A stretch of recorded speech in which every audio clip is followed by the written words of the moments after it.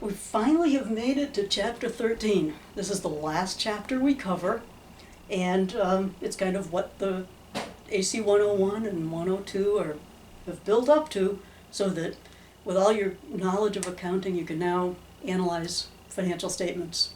Okay.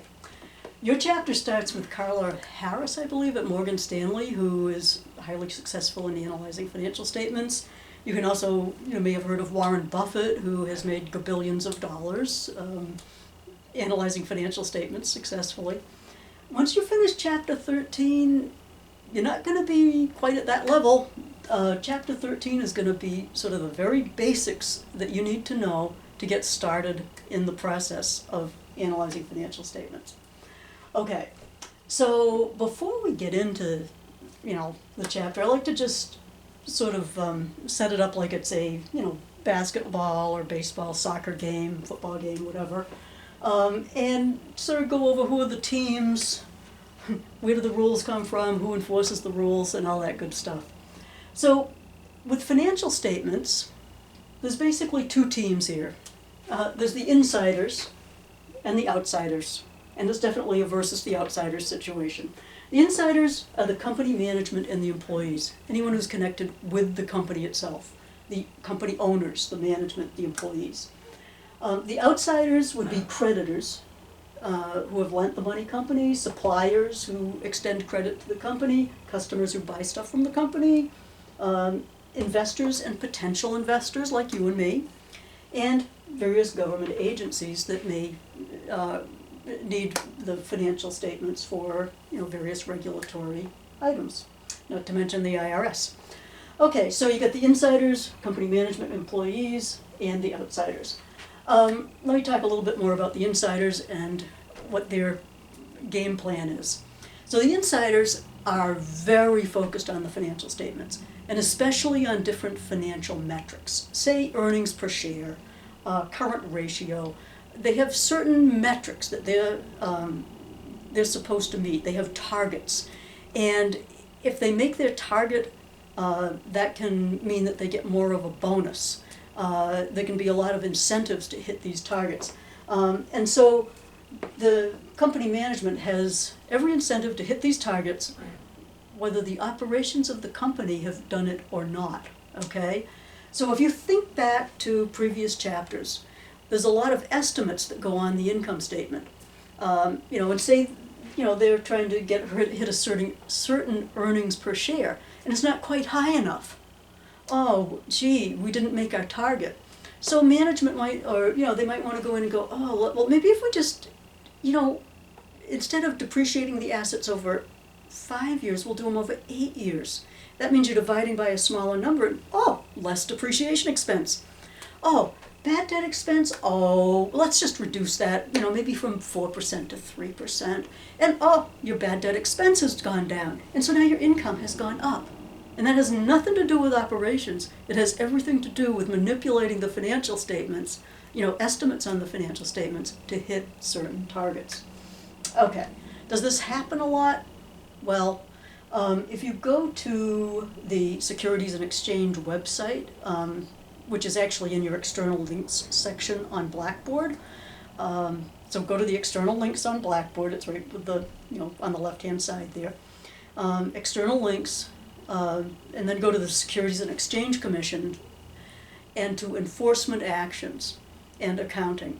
And you'll see how many companies they've had to go after this quarter, last quarter, this year, last year, and the year before. So yeah, it happens. Okay, so we get the insiders, and then we've got the outsiders, and so what are we interested in as outsiders, especially as potential investors or the investors of the company, in the company. We want to know, before we put our hard-earned money, is this company, how is it going to do in the future? And how do we figure that out? Well, part of where we start is with the current financial statements. We see how they've been doing over the past 5 years or so. Based on what we're seeing, we try to project how they're going to do in the future, and then we make a decision about, is this worth investing in or not? And this is only one piece of that. There's a lot more to analyzing a company than just that, but this is the starting point. So the outsiders, we're interested in trying to predict how this company is going to do. Maybe it's a company you're going to work for. You want to know if are they likely to be in business and for the duration. And the other thing that what we really want to know is, are the financial statements we're looking at reflecting the economic reality of what's going on in the company, or are they works of fiction? And you may have heard of Enron or WorldCom, various companies like that.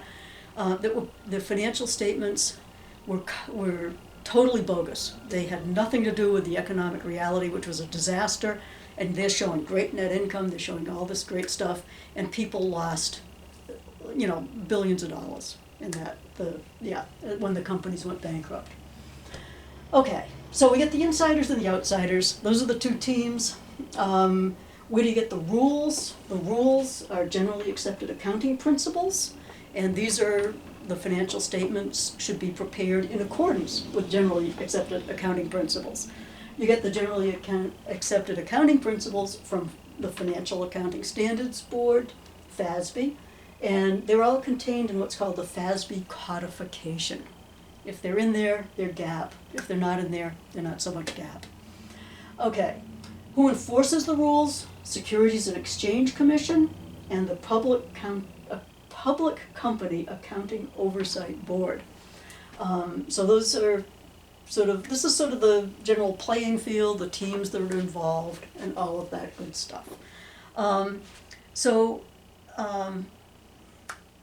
Okay, I think that kind of sort of sets sort of where we are here and where the financial statements play into it. So a few terms that we'll run into, or that you need to be aware of. Sustainable income, that's the income that one would expect the company to make on a regular basis from their main line of operations going into the future. That would exclude things like any income or losses from discontinued operations. It would generally exclude a lot of the other revenues and gains, other expenses and losses that are incidental to the company's operations. So sustainable income, that's really your income from operations, and that's sort of what you would expect the company to make in the future, which is the best indication of how their stock will do. Okay, quality of earnings, that's another term that refers to, are these financial statements works of fiction or not? If they have a high quality of earnings, they reflect the underlying economic reality, what's really going on in the company. If you have a low quality of earnings, you might as well, they're worthless, okay? They're cooking the books. That's very low quality of earnings. Okay, when we get into doing the actual, getting into the tools of financial analysis, they're going to be looking at different aspects. So one thing they're looking at is liquidity, and these are also just terms that are good to know. Liquidity is can the company meet its ongoing obligations? Does it have available liquid assets, cash and so forth, to meet its current obligations? Profitability, that's fairly self-explanatory. Are they going to make a profit? And then solvency, that refers more to the long-term outlook for the company. Are they going to have the ability to sustain over the long term? So a company could have a lot of cash right now, it could have very good profitability right now, but if it had a huge amount of long-term debt, that would have to be serviced.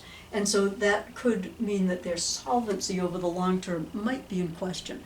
So liquidity is more short term, solvency is long term, and profitability is, are they making a profit? Okay, the tools we'll look at: horizontal analysis, vertical analysis, ratio analysis. We'll just get into a little bit more detail on these than we did in AC 101, because you did this chapter then as well. This time around, we're looking for a little bit more understanding of, what are we really looking at here? What do they really mean?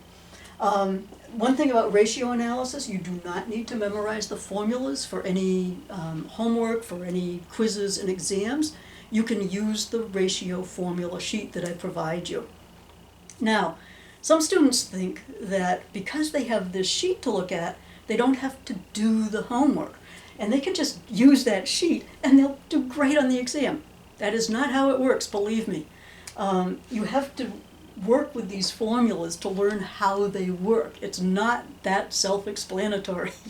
So do the homework, and you can use the formula sheets to go along with it. All right, so that's pretty much the intro to the chapter, and now we can move on to the next item.